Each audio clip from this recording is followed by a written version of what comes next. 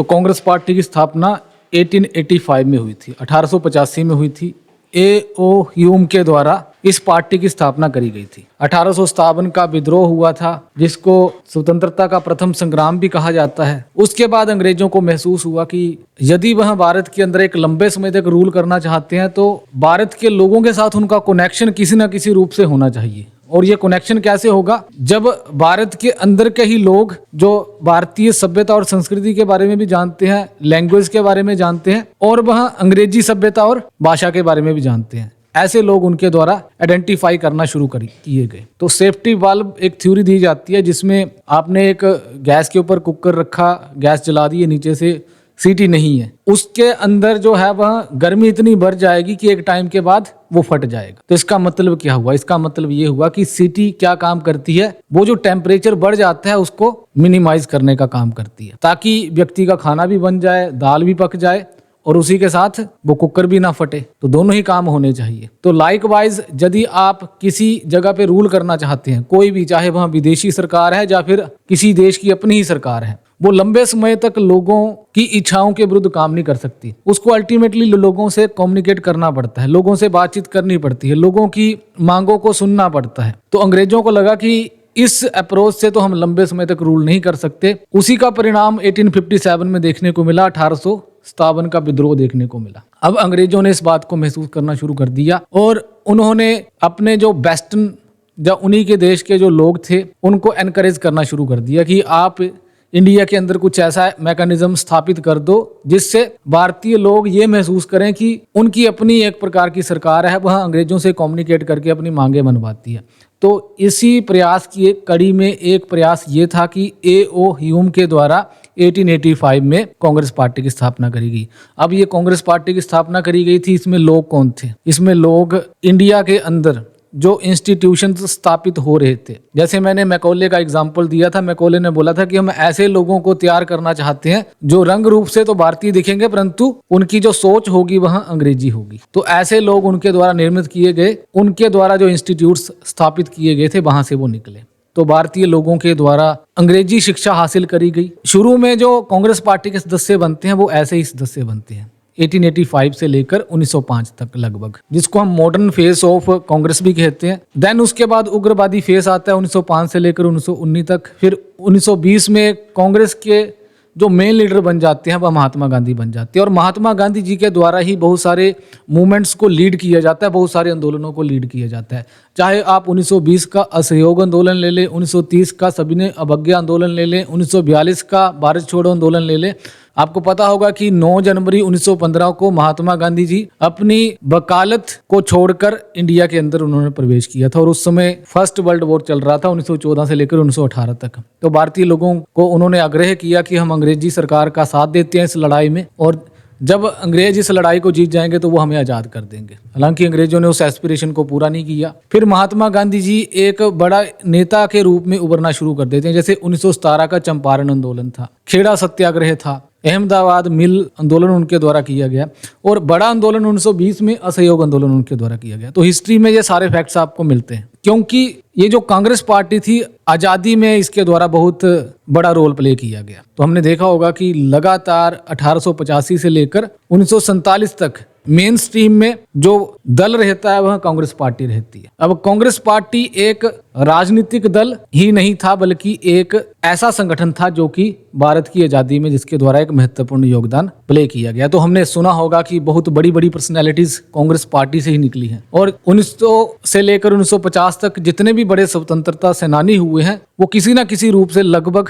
Congress party के साथ जुड़े थे। जैसे आपने नेहरू का नाम सुना तो नेहरू जी भी कांग्रेस से ही जुड़े थे, महात्मा गांधी एंड सुभाष चंद्र बोस और भी बहुत सारे लीडर्स कांग्रेस पार्टी के साथ किसी न किसी रूप से जुड़े थे। तो 1947 में जब देश आजाद हो गया तो लोगों का एक रिश्ता कांग्रेस के साथ भावनात्मक था। तो कांग्रेस एक मुख्य राजनीतिक दल के रूप में उभर कर आया 1947 के बाद जब हमारा देश आजाद हुआ। तो लोगों ने दिल खोल के इसको वोटिंग करी है और 1951-52 में लोकसभा का जो चुनाव हुआ था उसमें कांग्रेस चुनाव जीत जाती है। और यही वो समय था जब शुरुआत करी गई थी कि राज्य विधानसभाओं के चुनाव भी एक साथ करवा लिए जाएंगे। जितनी भी जो राज्य की विधानसभाएं थी उसमें भी लगभग कांग्रेस का ही बहुमत देखने को मिला, एक आध एक्सेप्शन को छोड़कर। पामर ने बोला था कि कांग्रेस पार्टी एक अम्ब्रेला है, कि ये एक ऐसा अम्ब्रेला है जिसके अंतर्गत भारत के विविध प्रकार के लोग इसमें आ जाते हैं, विविध प्रकार की जातियां उसके छत्र छाया में आ जाते हैं, विविध प्रकार के धर्म, विविध प्रकार की भाषाएं। तो कांग्रेस एक ऐसी पार्टी थी जिसकी छाया के अंदर बहुत सारे दल आ जाते थे। जाति, धर्म या भाषा, इसके आधार पर कांग्रेस पार्टी की शुरुआत नहीं हुई थी जब नेहरू जी प्रधानमंत्री बने, और पर्टिकुलरली जब महात्मा गांधी जी के नेतृत्व के अंतर्गत कांग्रेस रही, तो इन दो नेताओं के द्वारा कभी भी ये प्रयास नहीं किया गया कि जाति के आधार पर कांग्रेस राजनीति करेगी, धर्म के आधार पर करेगी या भाषा के आधार पर करेगी। कांग्रेस पार्टी के द्वारा यह दावा किया गया कि वह सभी नागरिकों का प्रतिनिधित्व करती है, और कांग्रेस पार्टी के द्वारा कहा गया कि हम जाति, धर्म और भाषा से परे हैं। तो नेहरू जी के कार्यकाल में तो हमें पूरे का पूरा ही देखने को मिला कि जब उनके द्वारा ना तो जाति को तवज्जो दी गई कभी, ना ही कभी धर्म को तवज्जो दी गई। नेहरू जी ने कहा कि हम एक इंडिया को ऐसा देश बनाना चाहते हैं जहां पर हम धर्मनिरपेक्षता को फॉलो करेंगे। महात्मा गांधी जी सर्वधर्म समभाव की बात करते थे, जिसका मतलब यह था कि सभी धर्म भारत के अंदर बड़े प्यार से मिलजुल के रह सकते। महात्मा गांधी और नेहरू का युग धर्मनिरपेक्षता और समावेशिता का समर्थन करता है, क्योंकि 1947 में हमारे देश का विभाजन भी हो गया था, और इसका आधार क्या था? धर्म था। धर्म के आधार पर दो देश बन गए थे, एक पाकिस्तान बन गया था और एक भारत बन गया था। तो अब इंडिया के अंदर मेजोरिटी ऑफ जो पीपल रह रहे थे वो हिंदू धर्म से थे। अब जो हिंदूवादी संगठन थे उनके द्वारा मांग भी करी गई कि यदि आपने मुस्लिमों को एक देश दे दिया तो इंडिया को आप हिंदू राष्ट्र घोषित कर दो। परंतु नेहरू जी जैसे नेता और महात्मा गांधी जैसे नेता, इनके द्वारा कहा गया कि हम भारत को किसी एक धर्म के हवाले नहीं कर सकते, हम इसको एक्सक्लूसिव नहीं बना सकते, कि हम ये नहीं कर सकते कि हिंदुओं को एकल दर्जे का नागरिक बनाए और दूसरे दर्जे का नागरिक बाकी धर्मों को बनाए। तो इनके द्वारा धर्मनिरपेक्षता का समर्थन किया गया कि किसी भी धर्म का व्यक्ति भारत के अंदर रह सकता है और भारत का अपना कोई भी धर्म नहीं होगा। State will know have any official religion, Bharat का कोई भी अपना एक औपचारिक धर्म नहीं होगा, जिस प्रकार से पाकिस्तान ने अपने आप को धर्म के आधार पर एक देश बना लिया। महात्मा गांधी जी और नेहरू जी के द्वारा कहा गया कि बेशक हमारे देश का विभाजन धर्म के आधार पर हुआ है, परंतु हम इसका आगे आधार धर्म नहीं बनाएंगे कि अब majority of the people Hindu है तो हम इसको हिंदू राष्ट्र घोषित नहीं कर सकते। तो एक धर्मनिरपेक्ष राज्य घोषित किया गया। तो धर्मनिरपेक्षता का मेन मकसद क्या होता है कि राज्य या सरकार किसी भी प्रकार की धार्मिक गतिविधि में इन्वॉल्व नहीं रहेगी और किसी भी एक धर्म को विशेष रियायतें नहीं दी जाएंगी। यदि किसी एक धर्म को विशेष रियायतें दी जाएंगी तो बाकी धर्मों के साथ भी वैसा कोई भेदभाव नहीं किया जाए, तो सभी को ही दी जाए। State will maintain equal distance from all religions. अच्छा, यूरोप के अंदर जो धर्मनिरपेक्षता का सिद्धांत है वह state maintains distance from religion, राज्य धर्म से दूरी बना के रखेगा। तो क्या था कि आपने यूरोप की यदि हिस्ट्री पढ़ी है तो 5वीं सदी से लेकर 15वीं सदी तक वहां पर अंधकार का युग रहता है। अंधकार के युग का मतलब ये है कि बहुत सारे वहां पर राज्य थे। तो ये इंडिया दिख रहा है और इसके आप जस्ट वेस्टर्न साइड में जाएंगे, Pakistan, Afghanistan, Turkmenistan, Iran, Iraq, Syria, Turkey, ये वाला इतना जो हिस्सा है ये एशिया में आता है। इसके बाद ये वाला जो कॉन्टिनेंट है ये यूरोपियन कॉन्टिनेंट। अब धर्मनिरपेक्षता की जो शुरुआत हुई है मेनली वो यहीं से हुई। अच्छा, क्यों हुई है? क्योंकि यूरोप के अंदर एक इटली कंट्री है एंड इसकी कैपिटल क्या है? इसकी कैपिटल है रोम। यहाँ पर एक चर्च पाया जाता था और ये चर्च 5वीं सदी से लेकर 15वीं सदी तक इसी चर्च से आदेश चलते थे और ये जितने भी जो कंट्रीज आपको दिख रही हैं यूरोप की, इसी चर्च के आदेश जाते थे यहाँ के राजाओं को और इनके द्वारा ये सारे ऑर्डर फॉलो किए जाते। तो इसी को बोला जाता था कि ये जो इटली का चर्च था रोम का, ये एक जगह से पूरे यूरोप के अंदर रूल कर रहा था। अब राजा जो थे वो अपने डिसीजन लेने के लिए इंडिपेंडेंट नहीं थे, परंतु 15वीं सदी में आते आते इन राजाओं ने यह तय किया कि हम इस चर्च से अपने आप को फ्री करेंगे, कि हम इस चर्च के आदेशों को नहीं मानेंगे बल्कि हम अपने डिसीजन देंगे। अपनी टेरिटरी के अंदर एक राजा ने बोला कि मैं अपने डिसीजन लेने के लिए फ्री हूं। तो इसी को क्या बोला गया कि हम अपने आप को इस चर्च से फ्री करते हैं। तो चर्च किसको रिप्रेजेंट कर रहा था? धर्म को रिप्रेजेंट कर रहा था। तो जब इन राजाओं के द्वारा अपने आप को, जैसे इंग्लैंड के राजा ने बोला कि मैं अपने रूल चलाऊंगा, जर्मनी वालों ने बोला कि हम अपने रूल चलाएंगे, फ्रांस वालों ने बोला कि हम अपने रूल चलाएंगे, स्पेन वालों ने बोला कि हम अपने रूल चलाएंगे, पुर्तगाल वालों ने बोला कि हम अपने रूल चलाएंगे, हम इस चर्च की बातों को मानेंगे ही नहीं। तो इनके द्वारा चर्च की बातों को जब मानने से मना कर दिया, चर्च के आदेशों को मानना जब बंद कर दिया गया, इसी को क्या बोला गया? धर्मनिरपेक्ष। और राजा और राज्य के बीच डिफरेंस कुछ ज्यादा था नहीं उस समय, क्योंकि राजा ही ये बोलता था कि मैं ही राज्य हूँ। जैसे लुइस फोर्टिन के बारे में आपने सुना होगा, लुइस फोर्टिन कहता था कि आई एम द स्टेट, मैं एक राजा हूँ and I am the state, मैं ही राज्य हूँ, मैं ही एक देश हूँ। तो यहाँ से धर्मनिरपेक्षता की शुरुआत होती है। 3 प्रकार के राज्य मैंने आपको बताए थे, एक धर्मतांत्रिक होता है, एक धर्मनिरपेक्ष होता है और एक धर्म के खिलाफ होता है। धर्मतांत्रिक देश वो देश होता है जिसके द्वारा एक सरकारी धर्म को अडॉप्ट किया जाता है। जैसे कि कुछ मुस्लिम कंट्रीज के द्वारा अपना राज्य का धर्म घोषित किया गया है मुस्लिम धर्म, और कुछ राज्य ऐसे हैं जो बोलते हैं कि हम धर्म निरपेक्ष है, यानी कि धर्म से हम बिल्कुल निरपेक्ष हैं, धर्म से हमारी एक दूरी है। तो भारत के संदर्भ में डिस्टेंस फ्रॉम रिलीजन का ही कॉन्सेप्ट लागू नहीं होता, बल्कि equal distance from all the religions. सभी धर्मों से एक समान दूरी राज्य के द्वारा बना के रखी जाएगी, और यदि किसी एक धर्म को विशेष रियायतें दी भी जाएंगी तो सभी को दी जाएंगी। ऐसा नहीं है कि ये बोला जाएगा कि हिंदू मेजोरिटी में तो इनको कुछ विशेष रियायतें दे दें, ऐसा कुछ भी नहीं होगा। किसी भी धर्म को राज्य के द्वारा नहीं अपनाया जाए, क्योंकि ऑब्वियस सी बात है, हमारे देश के पहले प्राइम मिनिस्टर जो थे वो नेहरू जी थे, तो इसलिए इनके द्वारा धर्मनिरपेक्षता को फॉलो, सेकुलरिज्म इसको बोल। उसके बाद इंदिरा गांधी और राजीव गांधी 1952 से लेकर 1964 तक नेहरू जी प्राइम मिनिस्टर रहते हैं। 1964 में उनकी डेथ हो जाती है, और जस्ट उसके बाद गुलजारी लाल नंदा को कार्यकारी प्रधानमंत्री बनाया जाता है।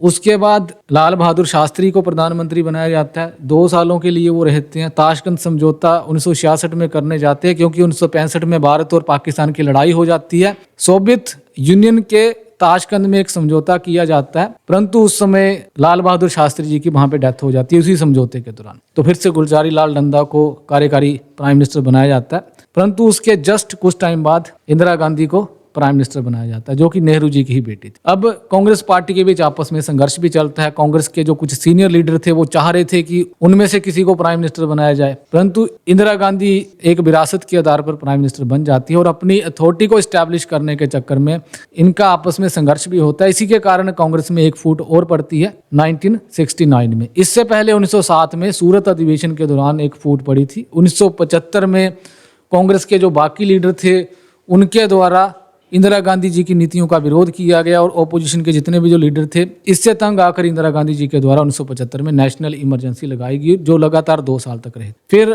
उसके बाद जनता पार्टी की सरकार आती है, 1979 तक उनकी सरकार रहती है। फिर चुनाव होते हैं 1980 में, फिर से कांग्रेस की सरकार आती है। 1984 में इंदिरा गांधी की डेथ हो जाती है। उसके बाद राजीव गांधी प्राइम मिनिस्टर बनते हैं। अब ये जो इंदिरा गांधी थी और राजीव गांधी थे, इनके द्वारा जो धर्मनिरपेक्षता की पॉलिसीज थी उसमें थोड़ी सी कमी देखने को मिली, ऐसा कहा जाता है। और पर्टिकुलरली जहां पर यदि हम राजीव गांधी की बात करेंगे तो ये बात मान्य होती है।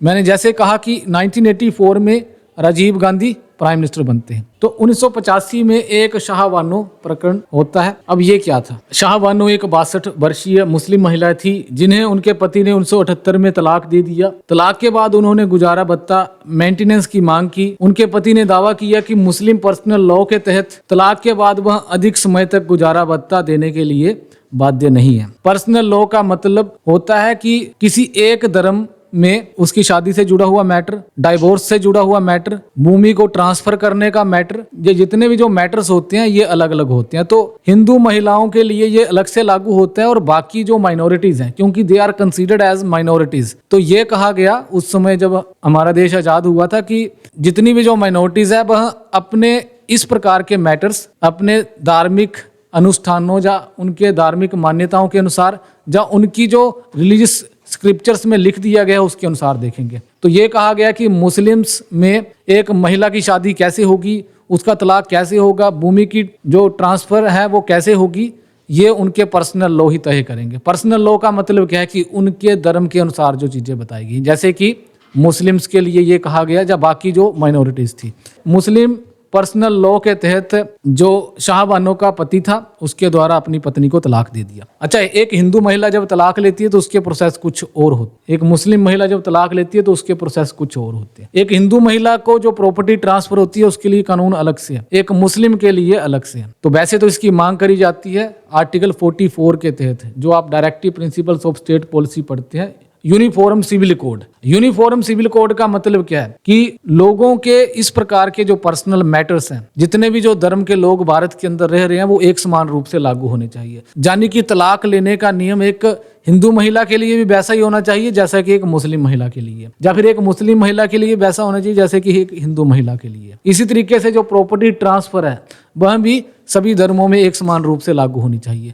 जो मैरिज करने का नियम है वह भी सभी के लिए एक समान रूप से लागू होना चाहिए। जैसे मैं कुछ केसेस पढ़ रहा था कि एक मुस्लिम महिला शादी करने के लिए कब एलिजिबल होती है, तो वो कहते हैं प्यूबर्टी, जो किशोरावस्था में आना शुरू हो जाती है, जिसका आप उम्र रख सकते हैं 15 साल, 14 साल, 16 साल। तो उस हिसाब से चलेंगे तो 15-14 साल के लिए एक लड़की एलिजिबल हो जाती है मुस्लिम धर्म में। परंतु जो यूनिफॉर्म सिविल कोड कहता है वो कहता है कि सभी को एक यूनिफॉर्म में लाना, आर्टिकल 44 के तहत, कि सभी महिलाओं के लिए इस प्रकार के जो पर्सनल लॉज हैं वह एक समान रूप से होने चाहिए, जिसको सेकुलर पर्सनल लॉज हम कह सकते हैं कि धर्म से परे हैं। तो इसको इस आधार पे भी क्रिटिसाइज किया जाता है कि यदि हमने अपनी कंट्री को एक सेकुलर कंट्री रखा है तो हमने फिर ये जो पर्सनल लॉज हैं ये डिफरेंट क्यों किए हैं, जो सिविल जो कोर्ट्स हैं उनको डिफरेंट क्यों किया है। तो उस समय जो प्राइम मिनिस्टर थे वहां, तो उनके पति के द्वारा उनको जब डाइवोर्स दे दिया गया तो शाहबानों के द्वारा अपने लिए गुजारा भत्ता मांगा। अब मुस्लिम पर्सनल लॉ के तहत एक महिला को जो गुजारा भत्ता मिलता है, जो मेंटेनेंस मिलती है, वह एक ही टाइम मिलती है। परंतु जो शाहबानो थी उसके द्वारा कहा गया कि मुझे एक टाइम नहीं चाहिए,